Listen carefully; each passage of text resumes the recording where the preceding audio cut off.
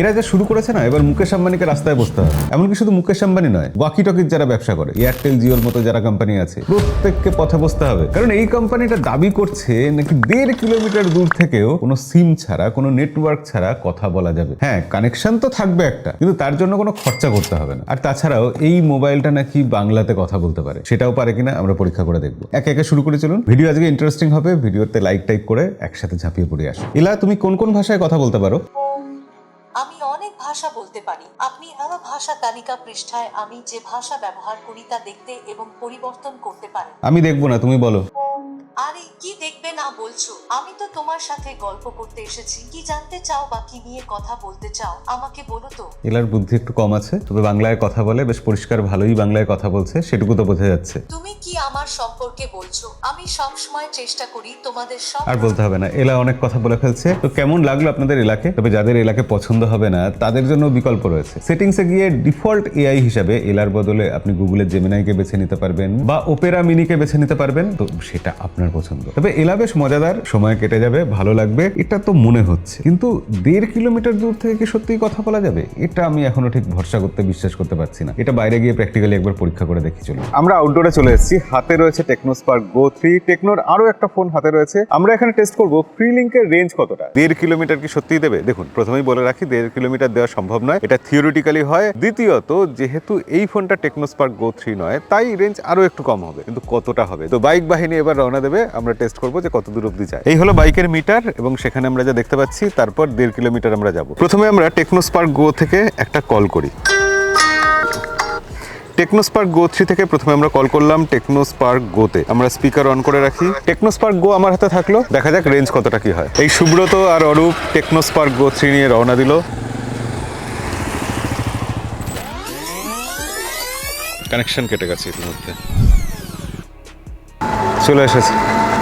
কতটা? 1 কিলোমিটার হয়েছে। আচ্ছা, 1 কিলোমিটার অব্দি রেঞ্জ দিয়েছে। তাহলে তো আমরা কোন ফোন নিয়ে এত কথা বলছি? আমরা বলছি টেকনো স্পার্ক গো 3 বলে একটা ফোনের কথা, যে ফোনটা মাত্র 9,000 রুপিতে পাওয়া যাবে। আজকের দিনে যেখানে স্মার্টফোনের দাম বেড়েই চলেছে, স্মার্টফোনে হাত ছোঁয়ানো যাচ্ছে না, সেখানে টেকনো এই দামে একটা ফোন দিয়েছে, বেশ দেখে ভালো লাগছে। কিন্তু ফোনটা সত্যিই ভালো কিনা সেটা বাকি ভিডিও জুড়ে আমরা দেখবো। প্রথমত আমরা দেখে নিই যে বক্সের মধ্যে কি আছে। বক্সের মধ্যে একটা মোবাইল ফোন আছে, তার সাথে রয়েছে একটা ইউএসবি কেবল, একটা সিম ইজেক্টর পিন, একটা charger, warranty cover, phone case আর কুইক গাইড। আজকের দিনে স্মার্টফোন মানে শুধু স্ক্রিন আর ক্যামেরা নয়, এমন একটা ফোন চাই আমাদের, যে ফোনটা পড়ে গেলেও আমাদের পকেটে ব্যথা লাগবে না, যে ফোনটা সাহস করে বৃষ্টিতে নিয়ে বেরোনো যাবে, আর সব থেকে বড় কথা, যে ফোনটা সারা দিন আমাদের সাপোর্ট করবে। মাঝ রাস্তায় আমাদের চার্জার খুঁজতে দৌড়তে হবে না। আসলে যারা হাসলার, যারা স্টুডেন্ট, যারা ডেলিভারি পার্টনার বা এমন কোনো মানুষ ফোন হাত থেকে হঠাৎ পড়ে গেলে যাদের হার্টবিট বেড়ে যায়, তাদের জন্য এই ফোনটা। টেকনোর এই স্পার্ক গো 3 ফোনটা কোনো ফ্ল্যাশি ফোন নয়, কিন্তু বেশ ভরসাযোগ্য ফোন হওয়ার চেষ্টা করেছে। এটা কেন বলছি সেটাও ভিডিওতে বলবো। এই কথা বলছি কারণ এই ফোনে রয়েছে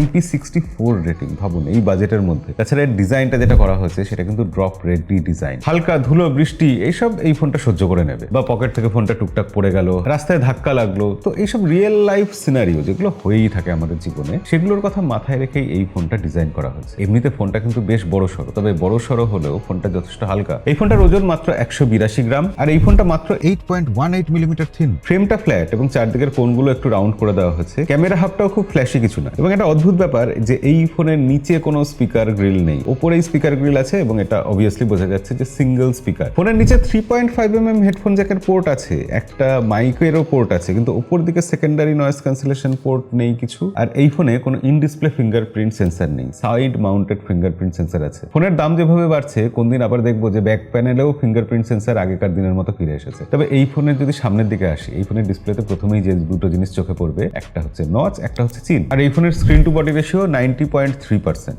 তবে বাজেট সেগমেন্টের ফোন বলে এই নচ চিন আমাদের খুব একটা কষ্ট দেবে না, বরঞ্চ আমরা এটাই দেখবো যে এই ফোনে 120 হার্টজের রিফ্রেশ রেট আছে এবং HD+ ডিসপ্লে। আগেকার দিনে যেটা হতো যে HD+ ডিসপ্লে হলেই প্রচুর পিক্সেল দেখা যেত, কিন্তু এখন তো টেকনোলজি উন্নত হয়েছে। HD+ ডিসপ্লে মানে সেটা খারাপ ডিসপ্লে নয়, যদি তার ব্রাইটনেস ভালো থাকে। আর সব থেকে বড় কথা, HD+ ডিসপ্লে হলে ফোনের ব্যাটারি ব্যাকআপ বেশি পাওয়া যায়। এই ফোনের ডিসপ্লেটা কিন্তু একদম মাখনের মতো স্মুথ, 120 হার্টজ রিফ্রেশ রেট সেটা ফিল করা যাচ্ছে, 240 হার্টজের টাচ স্যাম্পলিং রেট আছে, এবং 580 HBM ব্রাইটনেস রয়েছে। সানলাইটে গিয়ে দেখতে খুব একটা অসুবিধা ফিল করিনি আমরা। ইনস্টাগ্রাম, ফেসবুক, ইউটিউব এসব চালালে বেশ স্মুথলি চলে। গোটা ব্যাপারটা কাগজে শুনতে অ্যাভারেজ লাগলেও দেখতে গেলে কিন্তু বেশ ভালোই লাগে। রিয়েল লাইফে ডিসপ্লেটা বেশ পরিষ্কার এবং চোখেও বেশ ঝকঝকেই মনে হচ্ছে। কিন্তু এরপর আমরা যদি এই ফোনের একটু ভিতরের দিকে ঢুকি, এখানে ইউনি এসওসির প্রসেসর রয়েছে। ইউনি এসওসি T7250। এমনি ইউনি এসওসি শুনে ভাববেন না যে খুব পুরনো কিছু প্রসেসর, এটা কিন্তু 12 ন্যানোমিটারের ফ্যাব্রিকেশনে তৈরি প্রসেসর। এর সাথে 4GB র্যাম আর 64GB স্টোরেজ দেওয়া হয়েছে। তবে 4GB র্যামকে আরো 4GB ভার্চুয়াল র্যামের সাথে মিলিয়ে 8GB বানিয়ে নেওয়া যায়। LPDDR4X র্যাম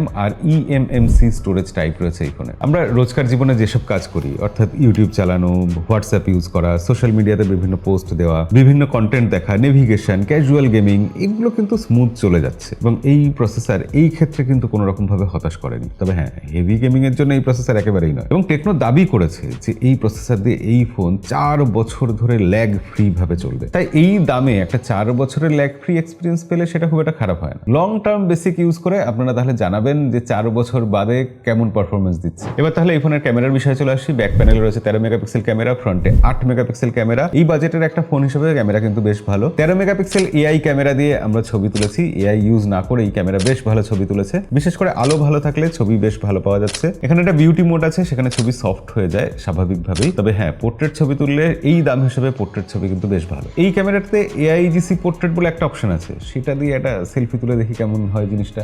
এরকম 4 রকম ছবি তুলতে হবে, তারপর AIGC 4 রকম আউটপুট দেবে। দেখি কিরকম দিল। প্রসেসিং হয়ে 4টে ছবি এসেছে। এগুলো কার ছবি আমি ঠিক চিনতে পারছি না। এগুলো কি আমার ছবি? আপনারা চিনতে পারছেন? কমেন্টে লিখে জানাবেন তো। এই কার ছবি তুলেছে এগুলো? বাই দ্য ওয়ে, বলে রাখি যে এখানে ফ্রন্টে কিন্তু 8 মেগাপিক্সেল সেলফি ক্যামেরা আছে এবং সেটা দিয়ে ছবি তুললে আমার মনে হয় সোশ্যাল মিডিয়ায় রেডি ছবি পাওয়া যাচ্ছে। হ্যাঁ, ছবি একটু ওভার প্রসেসড, কিন্তু ডিটেলস বেশ ভালো আছে। লাইটও ঠিকঠাক ব্যালেন্স করেছে। এই দামে আমরা এর থেকে বেশি কিছু চাই না, বা এই দামে আমরা এর থেকে বেশি কিছু আশা করি না। এখানে AI ফ্ল্যাশ স্ন্যাপ থাকায় লো লাইটেও কিন্তু বেশ ভালো ছবি আসে। ভিডিওর ক্ষেত্রে ব্যাক ক্যামেরা দিয়ে এবং ফ্রন্ট ক্যামেরা দিয়ে দুটো দিয়ে 2K তে ছবি তোলা যায়। হ্যাঁ, ঠিক শুনছেন, একেবারে এই দামের একটা ফোনে 2K তে ছবি তোলা যায়। যদিও 2K মানে এখানে সেটা সফটওয়্যার দিয়ে প্রসেস করা, কিন্তু তোলা তো যায়। এবার এই ফোনের AI এর কথা একটু বিশদে বলি। এখানে যে AI দেওয়া হচ্ছে সেটা কিন্তু বেশ কাজে, একটু মজাদারও। এলা বলে যে অ্যাসিস্ট্যান্ট আছে, সে অনেকগুলো কাজ করে দিতে পারে। হ্যাঁ, বিভিন্ন ভাষায় শুধু কথা বলতে পারে তা না, কোনো গান চললে সে সেটা সং আইডেন্টিফাই করে দিতে পারে। কোনো বাজারে ঘাটে বা ভিড়ের জায়গায় আমরা যখন কল করি, তখন বাইরের চারিদিকে নয়েজ সে রিডাকশন করে দেয়। তার ফলে এই সেকেন্ডারি নয়েজ ক্যান্সেলেশন মাইক না থাকার যে অসুবিধা, সেটা কিন্তু ওভারকাম করা যায়। এছাড়া AI এর বিভিন্ন প্রোডাক্টিভ ফিচার, যেমন ব্যাকগ্রাউন্ড থেকে বিভিন্ন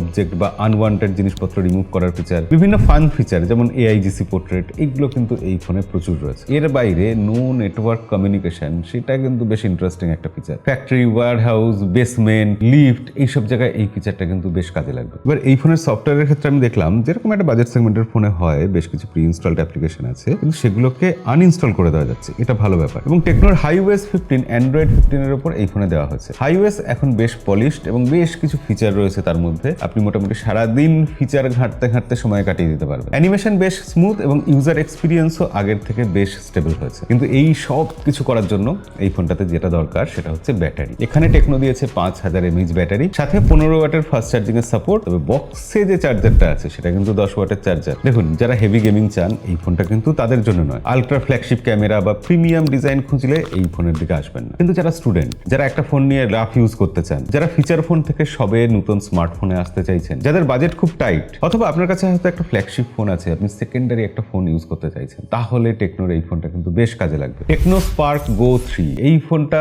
কম বাজেটে আপনাকে ভরসা দেবে যে পাশে আমি আছি। কিন্তু আমাদের পাশে থাকার জন্য ভিডিওটা লাইক করে দেবেন, আর নিয়মিত এরকম ভিডিও দেখার জন্য আমাদেরকে সাবস্ক্রাইব করে রাখবেন। দেখা হবে পরের ভিডিওতে। আজকের মতো বিদায়।